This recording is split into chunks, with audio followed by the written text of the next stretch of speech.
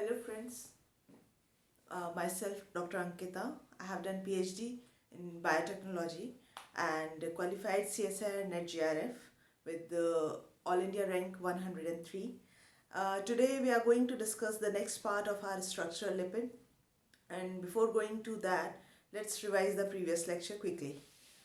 In the previous lecture, we have discussed about the different type of lipids that are mainly formed with the backbone glycerol, in which phosphoglyceride was the first one, which I have discussed with you, with the basic structure of the triacyl glycerol, in which the glycerol moiety is attached or linked with the fatty acid group via ester linkage. It is the triacylglyceride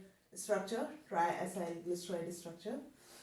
phosphoglyceride में हमने बहुत categories discuss की थी on the basis of the polar group that is attached to this carbon number 3 via phosphodiester linkage. ये हमने देखा था कि जब यहाँ से यहाँ पे फॉस्फोडाइस्टर लिंकेज जब इस ग्रुप को चेंज होते जाते हैं, जैसे कि सिफेलिन के केस में इथेनोलामीन था, लेसिथिन के केस में कोलिन था, कार्डियोलिपिन में दूसरा ग्लिसरॉल, लंबा चौड़ा ग्लिसरॉल से ही अटैच स्ट्रक्चर था. इस तरह से ग्लिसरॉल फॉस्फोग्लिसराइड एक और स्ट्रक्चर अटैच था. तो बहुत सारी अलग अलग कैटेगरीज हमने फॉस्फोग्लिसराइड की डिस्कस की थी. इसके अलावा हमने ईथर लिंक्ड लिपिड की बात की थी, जिसमें कि यहाँ पे ये एस्टर लिंकेज ना होके फैटी एसिड ईथर लिंक रहते हैं विद द ग्लिसरॉल स्ट्रक्चर. इसके अलावा हमने गैलेक्टोलिपिड की बात की थी, that is specifically found in the thylakoid membrane and is part of the pigment system for the photosynthesis. और हमने सल्फोलिपिड की भी बात की थी, when sulfate is attached to the galactose sugar in the galactolipid, then it formed the sulfolipid. Archaelipid की भी बात की थी, जिसमें कि अगेन एस्टर लिंक ना होके ईथर लिंक्ड होते हैं, long hydrocarbon chain. Also they are branched, they form the hydrocarbon chain are branched. So it was all about the our previous lecture. Today we are moving toward the sphingolipid, that is the next group of structural lipid. Sphingolipid की अगर हम बात करें तो सबसे पहले उसका basic structure से शुरुआत करते हैं कि उसका बेसिक स्ट्रक्चर या बैकबोन स्ट्रक्चर क्या होता है. वो भी इन 3 कार्बन के ऊपर ही बेस्ड रहता है, ऑल्दो नॉट एग्जैक्टली 3 कार्बन. ये एक स्फिंगोइड बेस होता है, स्फिंगोइड बेस जिसमें कि 18 कार्बन होते हैं.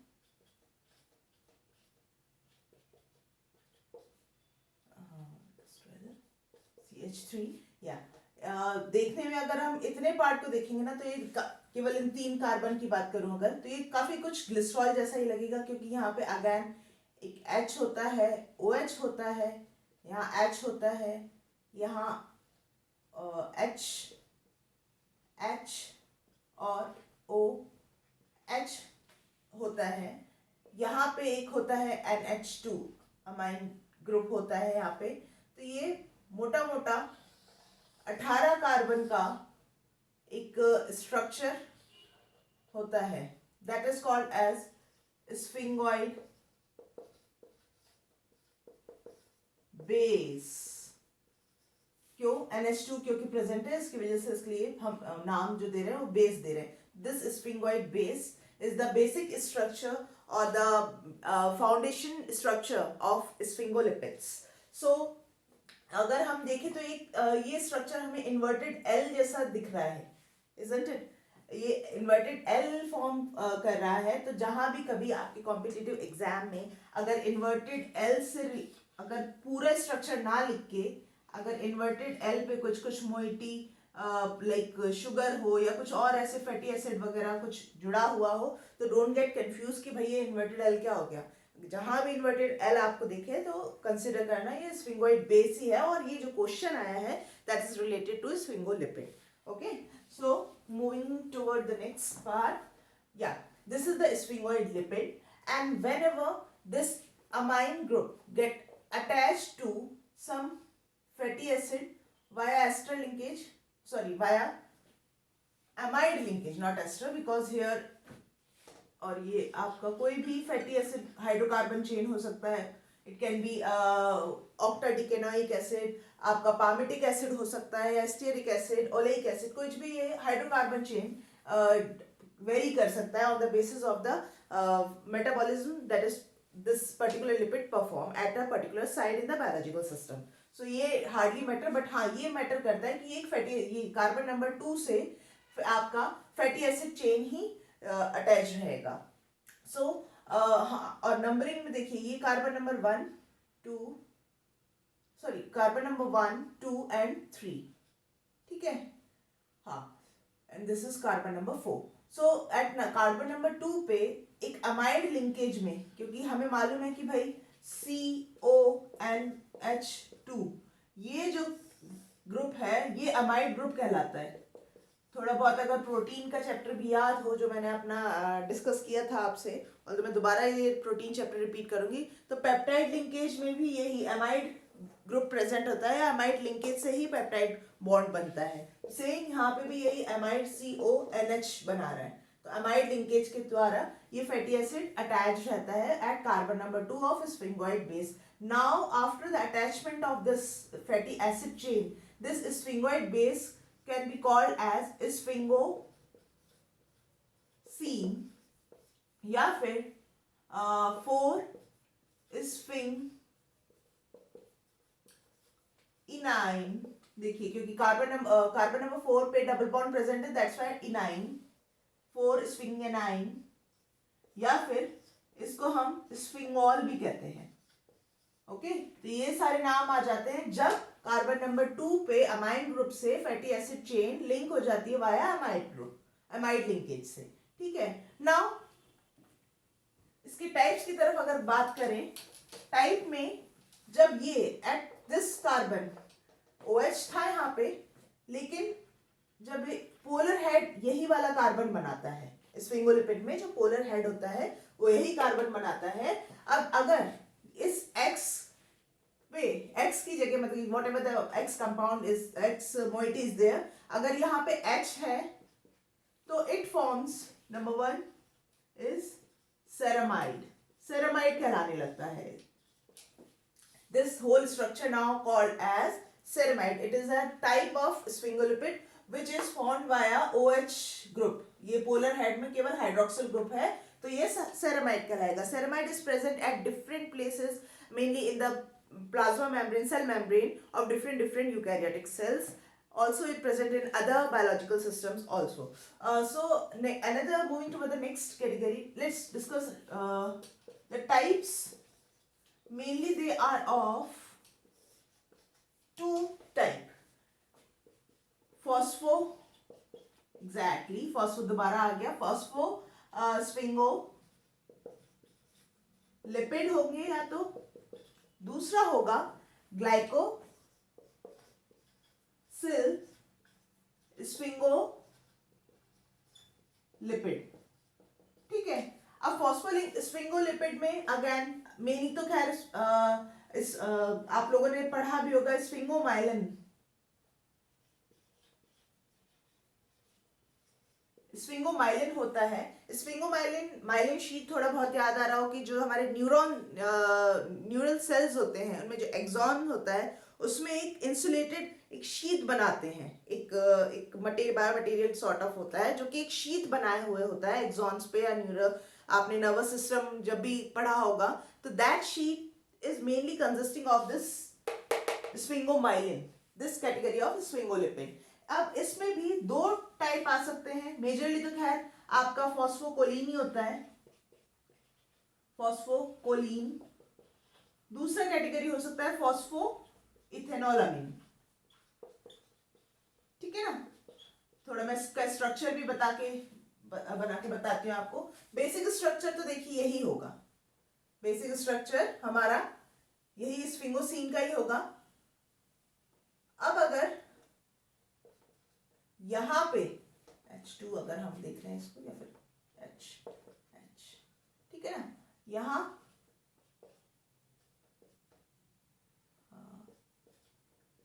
देखिए CH2 N plus CH3 thrice. ये स्ट्रक्चर हमारा क्या था, कोलिन था। अब क्योंकि ये फॉस्फेट ग्रुप से जुड़ा हुआ है तो इसलिए ये कहलाएगा फॉस्फोकोलिन। तो ये वाली कैटेगरी स्फिंगोमाइलिन की मैंने स्ट्रक्चर बनाया है जो कि फॉस्फोकोलिन अपने में that consist of phosphocholine as a polar head group. अगर यहाँ पे इथेनॉल अमीन होता जिसमें कि ज्यादा कुछ चेंजेस नहीं, बस NH3 आ जाता है यहाँ पे, तो ये हो जाता इथेनॉल अमीन वाला sphingomyelin, right. Now moving toward the glycosyl sphingolipid. Glycosyl से थोड़ा नाम से ही पता चल रहा है कि ग्लाइको आ गया मतलब ग्लूकोज शुगर कंपोनेंट जरूर होंगे। एंड सिल आया है, ग्लाइकोसिल सिल actually representing the linkage that is form between the any sugar moiety by the removal of the OH group। जब भी कोई OH group रिमूव होता है शुगर मोइटी से तो सिल यहाँ पे हम वर्ड का यूज कर सकते हैं जैसे galactosyl, glucosyl, okay. So it can be further of different type. Number one is cerebroside, cerebroside, और इसको हम कह सकते हैं और मोनोग्लाइकोसिल sphingolipid, sphingolipid.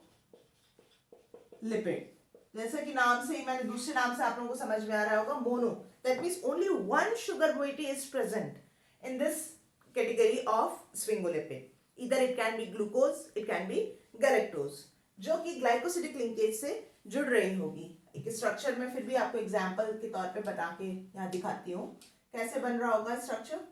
It will be like H,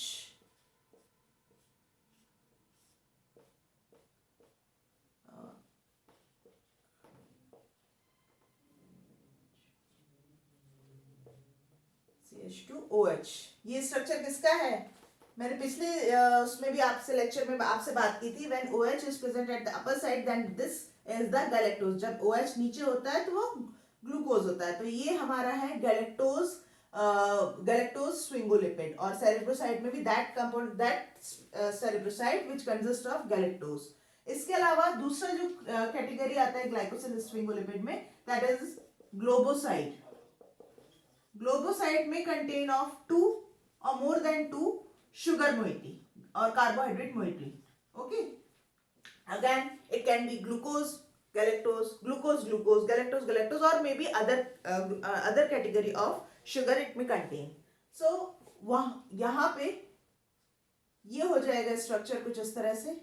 अगर मान लीजिए यहाँ पे गैलेक्टोज था और यहाँ मैं अगर ग्लूकोज जोड़ दूं, एज इट इज स्ट्रक्चर तो सेम ही रहेगा, OH H H OH, बस ये OH अब ये नीचे आ गया। तो this is glucose and this is galactose. ये बना हमारा ग्लोबोसाइड में that consist of galactose and glucose bound via glycosidic linkage, okay. Now moving toward the next category, that is the last one in the glycosyl is ganglioside. This is very important क्योंकि यहां से थोड़ा, ganglioside is actually nothing, it is the combination of globoside plus an acetyl neuraminic acid। it is the combination of, मतलब ग्लोबोसाइड का कहने का मतलब है यहाँ पे भी वही शुगर मोइटी होंगे, that can be 2 or more than 2। इसके अलावा न्यूरामिनिक एसिड भी हो सकता है। This neuraminic acid may be present in between the glucose moiety or maybe at present at the last of this chain। तो ये on the basis of position is अपने अलग अलग type of ganglioside बनाता है। Now neuraminic acid क्या है? This is also formed via sugar से ही बना है, लेकिन बहुत थोड़ा सा complex है। Also it is negatively charged, okay। ये HH होता है, यहाँ पे आपका OH होता है, यहाँ आपका जो N है इस पोजीशन वाला, इस पोजीशन में जो अमाइन ग्रुप जुड़ा हुआ है उसी की वजह से इसको N एसिटाइल अमाइनो, क्योंकि यहाँ पे एक CH3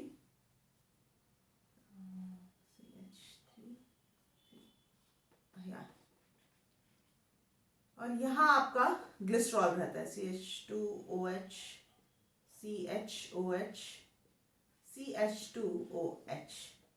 This is actually an acetyl nuraminic acid, that is shortly हम इसको कह सकते हैं नाना, या सियालिक एसिड भी इसको कहते हैं. देख सकते हैं हम कि यहाँ पे नेगेटिव चार्ज है. Sialic acid is negatively charge. तो जहां भी ये स्ट्रक्चर होगा, गैंग्लियोसाइड नेगेटिवली चार्ज ही रहेंगे, क्योंकि आपका शुगर मोइटी पे तो ऐसा कोई चार्ज नहीं होता है. Electrically they are neutral, although they are polar, but electrically they are neutral. So जहां आपका एनेस्टाइल न्यूरामिनिक एसिड आ गया, दैट मींस गैंग्लियोसाइड में मेनली होते हैं, तो वो नेगेटिवली चार्ज होते हैं because of this. Okay, so moving toward the main, they are actually very vital. आपने ब्लड ग्रुप के बारे में थोड़ा बहुत पढ़ा होगा. Blood group is actually made up of these ganglioside.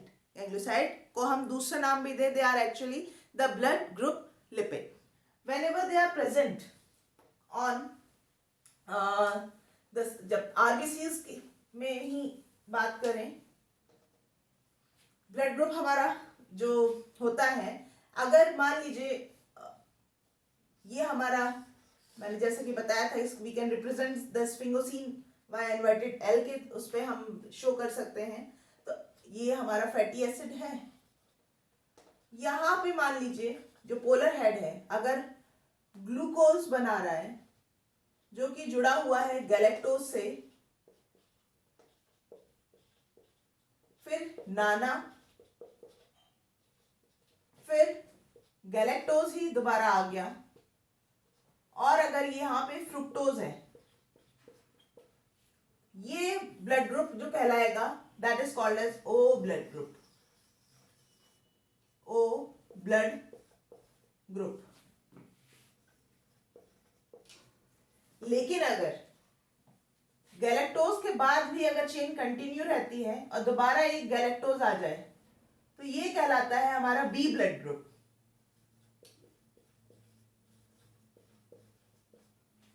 पर जब गैलेक्टोज की जगह इस गैलेक्टोज से गैलेक्टोज न जुड़ के गैलेक्टोज अमीन आ जाए, चलिए इसको भी मिटा ही देते हैं, गैलेक्टोज अमीन, तो ये कहलाता है A blood group. So on the basis of the position, on the basis of the type of the sugar moiety attached to this galactose, blood group हमारे वेरी करते हैं. जब कुछ भी नहीं है तो ओ ब्लड ग्रुप होता है, जब गैलेक्टोजामीन है तो वो ए ब्लड ग्रुप कहलाएगा, और जब गैलेक्टोज केवल है तो वो बी ब्लड ग्रुप कहलाता है. So this is all about the sphingolipid that we have discussed in today's lecture.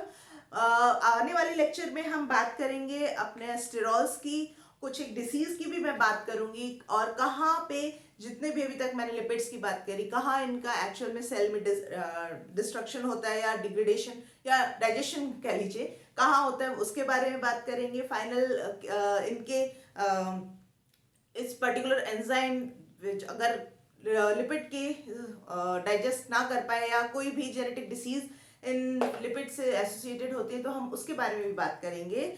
तो आज का लेक्चर अगर मेरा अच्छा लगा हो तो please hit the like button, subscribe my channel, so आपको और भी न्यू इस तरह के टॉपिक्स की जानकारी मिलती रहे, और जितना हो सके मेरे चैनल को, मेरे वीडियोस को आपस में आप लोग शेयर करें. एंड मिलते हैं दूसरे इंटरेस्टिंग लेक्चर के साथ में. Till then bye bye, stay safe.